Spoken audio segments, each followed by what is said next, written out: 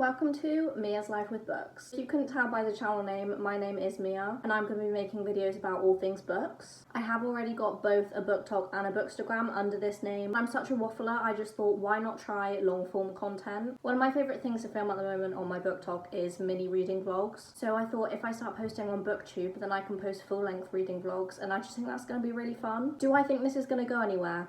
Probably not. I will be shocked if anyone actually watches this. But like I said, at least I'm going to have a bit of fun, and I thought, why not give it a go? So here I am. Just thought for my first video I'd do a bit of a general introduction, who I am, what I like reading, some of my favourite books and authors, genres, etc. First of all, I am an English literature and publishing student. I'm going into my third and final year of university, which is kind of very scary. The end goal is to eventually get into publishing. That is my dream job. I would absolutely love to be an editor in fiction. But I also think marketing is quite fun as well. I absolutely love my publishing course at uni, and it's taught me so much and just got me even more excited to hopefully one day be part of the industry. And I think doing things like this, as well as my other book social media, has kind of fueled that passion even more. I do pretty much read a bit of everything. I say a bit of everything, it's not really everything, but my main three are fantasy, romance and thriller. Not in that order.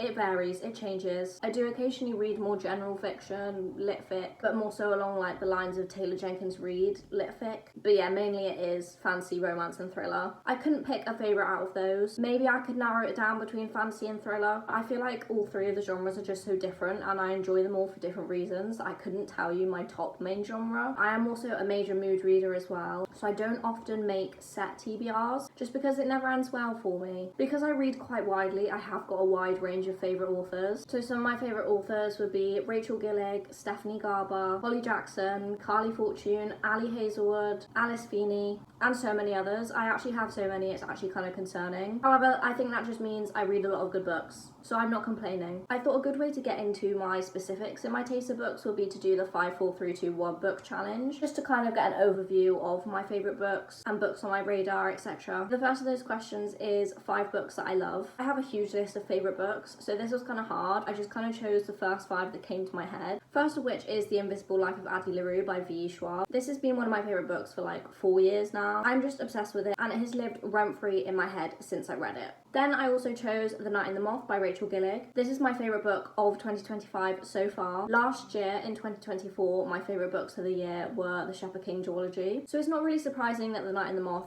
has reached my top spot for this year so far. I will be very surprised if another book knocks this off the top spot for this year. Then we have Love Theoretically by Ali Hazelwood. As mentioned, Ali Hazelwood is one of my favourite authors. I am an Ali Hazelwood girly through and through. I love every single one of her books. Pretty much all of them have been 5 stars for me. I don't know whether I'm biased, but I'm not complaining because if I think it's a 5-star, all the better for me. Love Theoretically is my favourite Ali Hazelwood book, so I thought I had to include one. Obviously it was going to be this one. Then we have Not Quite Dead Yet by Holly Jackson. I was lucky enough to receive an ARC of this by Penguin, so I'm part of their marketing bookmarks kind of team. And this was the prize I got for earning my silver badge. So I read this all the way back in March, and it was torture having to wait months to speak to people about this book, because this book,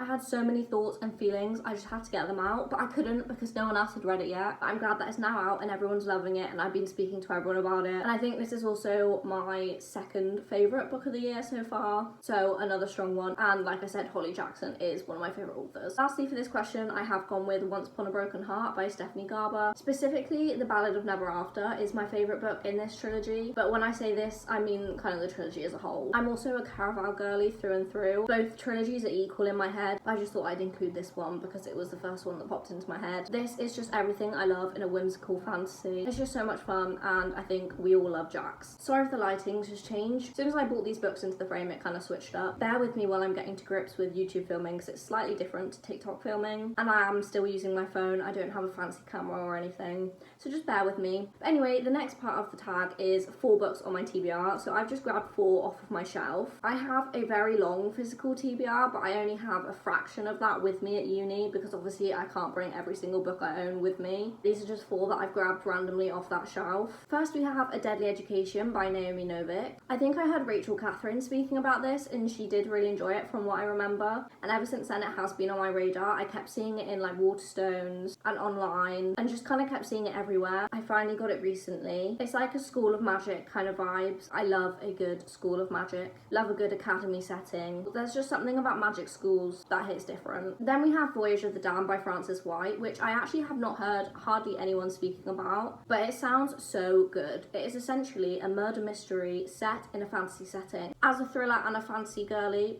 what more could you want? Also, I am obsessed with this cover. It is absolutely stunning. I just think this is going to be right up my street. Then we have The Prison Healer by Lynette Noni. I actually have the entire trilogy here with me at uni. I need to read it soon because I've heard so many good things about it, and it has been one that I've been super excited to read for the longest time, and it's just been sat on my shelf and I just haven't been picking it up, and I don't know why, but that needs to change soon. I just need to get stuck into it. Lastly, I have Picture Imperfect by Jacqueline Wilson. I was a Jacqueline Wilson girly to my core growing up. Everything she wrote I read, and everything I read I loved. I was obsessed. I enjoyed her last adult book, which was a sequel to the Girls in Love series. This one is a sequel to The Illustrated Mum, which wasn't one of my standout favourites. However, I am going to reread it so then I can read this so I can be fully refreshed in what happened. And I also just kind of love the style that she's gone for her adult books. This kind of like block kind of design. I'm going to do a reading vlog for rereading The Illustrated Mum and then reading this. So if you're a Jacqueline Wilson girly like me,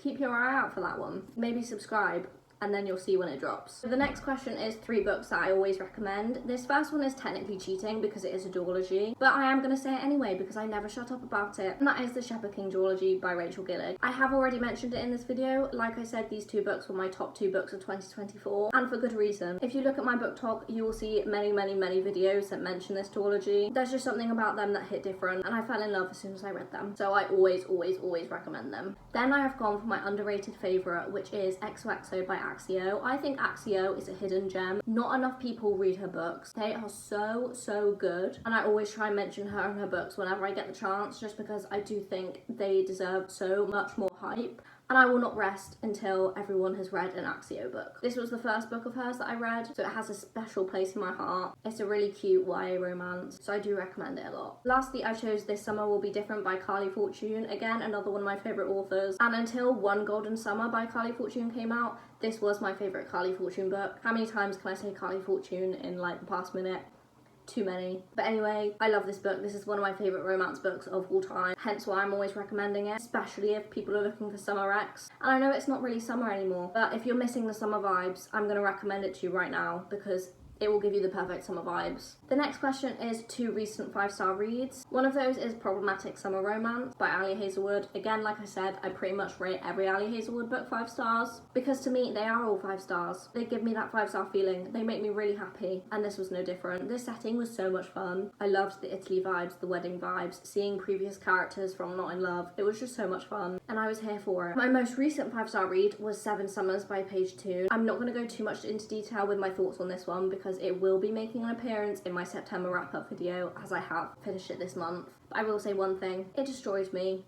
I cried many tears. I'm going to leave it at that. Then the last one is my current read, and I'm currently reading The Ordeals by Rachel Greenlaw, which is a NetGalley arc. I believe it comes out something like October 7th. I think I'm like 60% in, and I'm really enjoying it. It's like School of Magic kind of vibes, Trials vibes, kind of dark academia vibes. The vibes are vibing. I'm excited to see how it goes and where it ends. But again, this is another one that I will obviously end up going into more detail about when I do my September wrap-up, so stay tuned for that one. That was a quick little 5, 4, 3, 2, 1 book tag just to introduce myself a bit more. If you've got any questions, let me know and I'll be happy to answer any more in the comments. If you like this video, make sure you like and subscribe. I will be posting 2 times a week if my schedule permits. Also, make sure you follow my BookTok and my bookstagram to stay updated. But I'm really looking forward to starting this booktube journey, and I hope you'll come along the journey with me. I hope I haven't made too much of a fool of myself and this first video has been okay. Thank you so much for watching, and hopefully I'll see you in the next video.